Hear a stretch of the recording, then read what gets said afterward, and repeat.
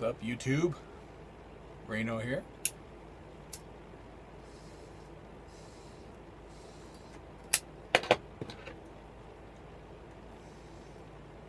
Before we get started, do a little housekeeping.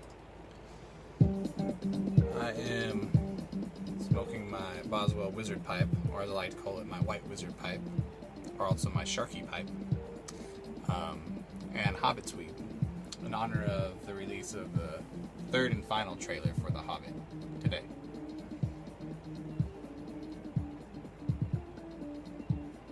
If you haven't watched it yet, I'd recommend it. You actually get to hear Smog talking this one. That's pretty cool. So I'm really getting excited for it. If I wasn't excited already, then I definitely am now. Basically with this video, I'm just going to probably be talking about Breaking Bad, the finale. I'm sure a lot of you watched it. And if you haven't watched it, then, you know, spoiler alert, if you're planning on watching it. And if you just don't follow the series, then, well, this video will be kind of pointless to you.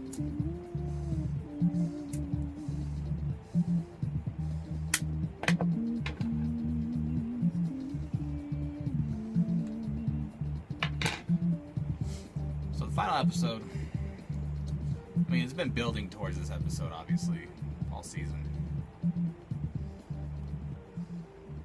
To me, the craziest episode in this season, maybe even the entire series, was Ozymandias. Which was not the second to last episode, but the third to last episode. The one where Hank died. You see Walt in that episode really just take a turn for the worst and really embrace his Heisenberg persona, almost to the point where he's not Walt anymore. But as we see in the last episode, Walt's still in there, and he comes back and basically makes amends the best he can at this point. I mean, there's only so much you can do at this point, because he's just done so much horrible shit.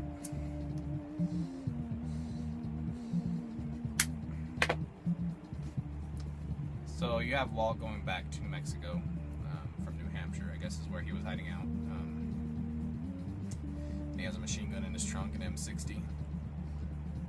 And in the first place he stops is to see Skyler, I think. It might not be the first place, but it's one of the first. Which I thought that was a really good scene. I think having that closure between them, obviously to the characters meant a lot, but to the audience it meant a lot too, because if he just would have not talked to her again, and it kind of ended with their last conversation, which was him threatening her, which I feel like was more a show for the cops to make it sound like he was this terrible person and she was kind of forced into it, to kind of give her an out in a way. I mean, I think he was mad, but I don't think he was half as mad as he pretended to be. And the whole thing where he took Holly, I think that was just kind of spur of the moment. He wasn't thinking, you know, he was just trying to get out of there and retain some of his family. And then after he obviously thought about it and realized that, you know, she just wanted to be with her mom, you know, he was just like, well, you know, I want her to be happy. I don't know, that's what I assume he was thinking. You know, I'd rather my daughter be happy and be with her mother than with me and, you know, miserable. So he gave her back.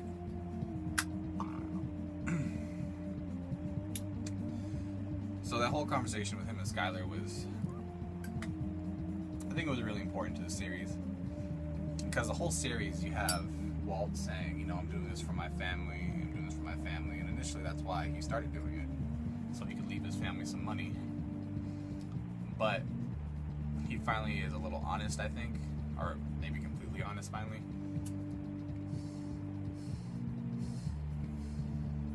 And he tells Skyler, you know, I was doing it for me. I enjoyed it. I was good at it. And he's like, I felt alive, you know, which I think is the most important part, because he was dying and he started, you know, cooking meth like right after he found out. So So that line, like I felt alive, was, I think it was him desperately trying to cling to as much life as he could for as long as he could, because he knew he didn't have a lot of time left. And I mean, he's a real complex character too, because like you see this whole progression, and you find out about his past and how he, you know, he started this company, Gray Matter, with his college friend, and then ended up selling his share of it because I think him and that girl that he has, his friend's wife now, I forget her name, you know, he ends up leaving her because he's just not in love with her, I assume. So they end up getting together, and I think that's why he ended up selling his share of the company, because he just didn't want to be involved with them anymore. He just kind of wanted to leave that part of his life behind, and you could definitely see that he regrets it, at least in the first 2 seasons, when that's more of a pertinent topic. And he had all this potential, and it was just, you know, kind of squandered in teaching, which I'm sure he enjoyed teaching, but it's like he wasn't really utilizing his intelligence in that field.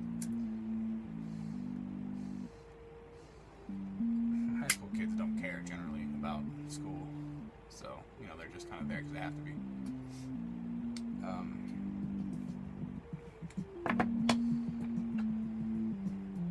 I also think it was a pride thing, him continuing on making meth and all that, because he was, you know, the best at it, the best in the world, presumably. And that's, like he said to Jesse, you know, we are the best at what we do, and that's a rare thing.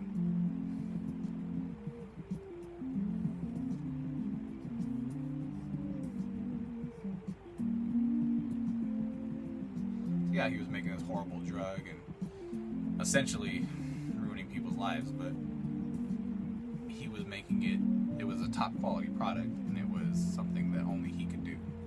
And so that was a great source of pride. I mean, I think if you become the best at anything, obviously you're going to have tremendous pride, which isn't necessarily bad. I think it depends on how you treat people and how you react to things.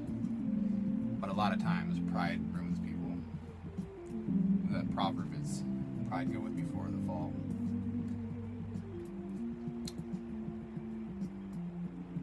I think the best way to be is, even if you are the best at something, to be the best and be humble.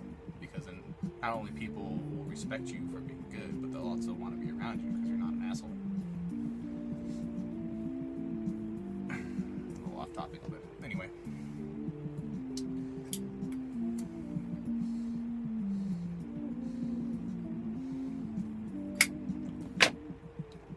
First, Walter went and saw his old colleagues. He didn't see Skyler first. I forgot about that. Basically, he goes and he, I don't want to say blackmails them, but threatens them, saying that he can't give his family the money that he has left, which is around $10 million, a little bit less. Because obviously the feds would take it, they would know where it came from, and it would be pointless. So he comes up with the idea after seeing his old colleagues on Charlie Rose. He comes up with the idea of having them give it to his son in way of a trust, as sort of like rich benefactors, maybe, because they feel bad because they used to be friends with his dad and they're kind of innocent victims of the whole thing, or whatever story they decide to cook up. But of course they're scared of Walt at this point, so you know, they hesitantly agree, and Walt's kind of like, well, I don't think I can trust you to do this once I'm gone. So he makes some sort of hand motion, and you see these laser lights come on them, like a laser scope.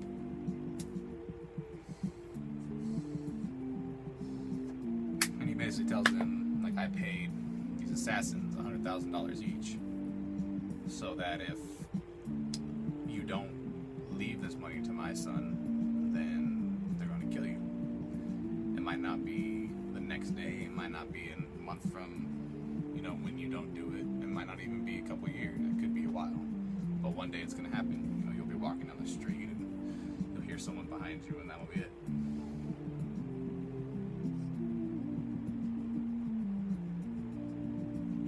So I guess that was his little bit of insurance.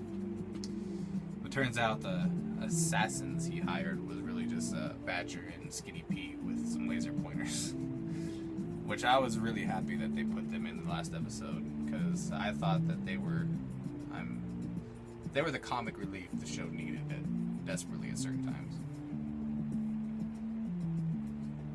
And I think they were only in 2 scenes in the whole 5th season, maybe 3. And I love those characters. When they first introduced Badger, I didn't really like him that much. I thought he was kind of a dick. Because him and Jesse go out to the desert and cook in the RV, and Badger's just kind of like being weird. But then he grows on you really fast. And Skinny Pete's just funny, man. Just everything he says is just ridiculous. So I was happy they were in that. Just sort of farewell to them as well. And so after Walt goes and talks to Skyler, he goes and talks to what's that girl's name? Lydia, the lady who was kind of helping him ship his product overseas, who's now working with the Nazis that stole his money and killed Hank. And then that kid Todd is there too, that sociopath.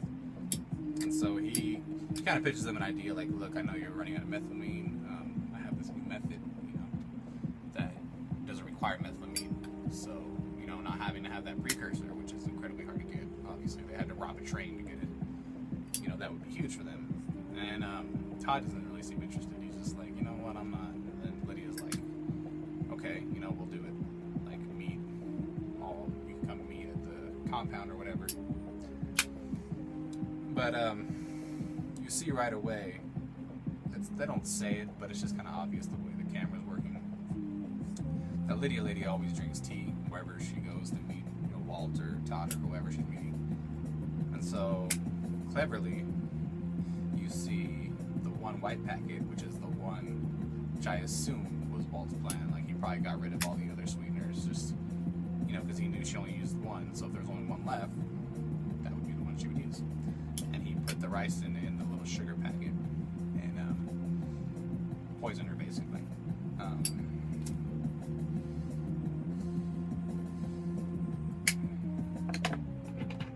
So Walt finally goes to the compound to meet with, the Nazis.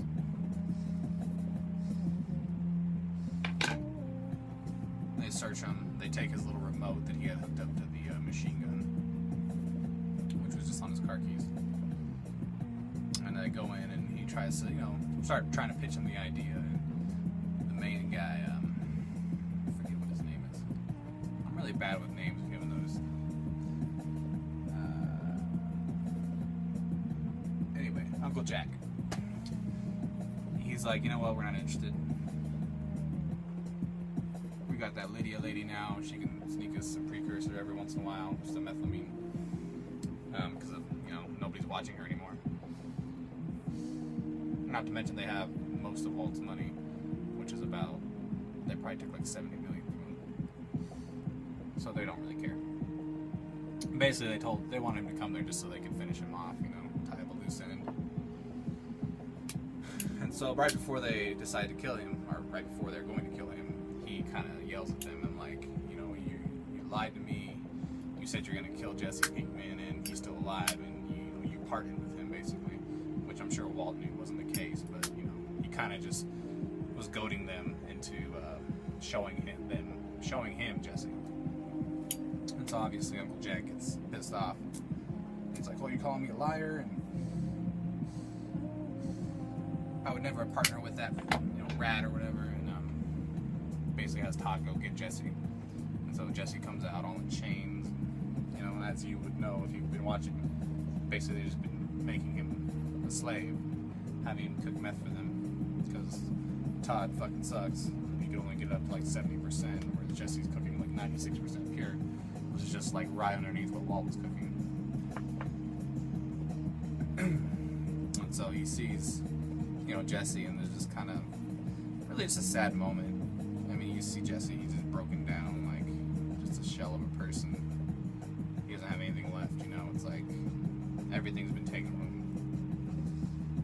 And I think Walt really realizes, at that moment what he's done to Jesse. And so he dives on Jesse. It kind of looks like he's tackling him to fight him. And so everybody in the little room was like, oh yeah, you know, kind of cheering or